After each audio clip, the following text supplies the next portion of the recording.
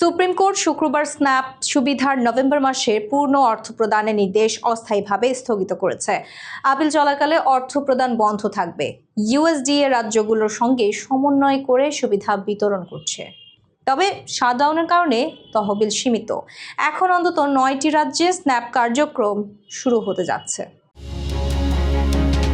মার্কিন supreme court শুক্রবার রাতে এক আদেশে নিম্ন আদালতের নির্দেশ অস্থায়ীভাবে স্থগিত করেছে, যা নভেম্বর মাসে পূর্ণ স্ন্যাপ বা খাদ্য সহায়তা অর্থ প্রদানের নির্দেশ দিয়েছিল। এই সিদ্ধান্তের ফলে আপিল প্রক্রিয়া চলাকালে পূর্ণ অর্থ প্রদান স্থগিত থাকবে। বিষয়টি এখন যুক্তরাষ্ট্রের ফার্স্ট সার্কিট কোর্ট অফ আপিলসের শুনানির অপেক্ষায়।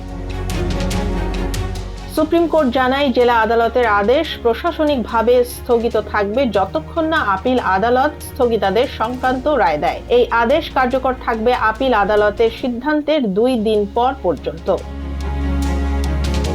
এর আগে রোড আইল্যান্ডের এক ফেডারেল বিচারক ট্রাম্প প্রশাসনকে পূর্ণ স্ন্যাপ সুবিধা পুনঃস্থাপনের নির্দেশ দেন। আংশিক অর্থ বিতরণের পরিকল্পনাকে অযৌক্তিক ও স্বেচ্ছাচারী বলে আখ্যা দেন। প্রশাসন দ্রুত আপিল করে, যদিও ইউএসডিএ জানায় তারা নভেম্বর মাসের স্ন্যাপ অর্থায়ন সম্পূর্ণ করতে কাজ করছে।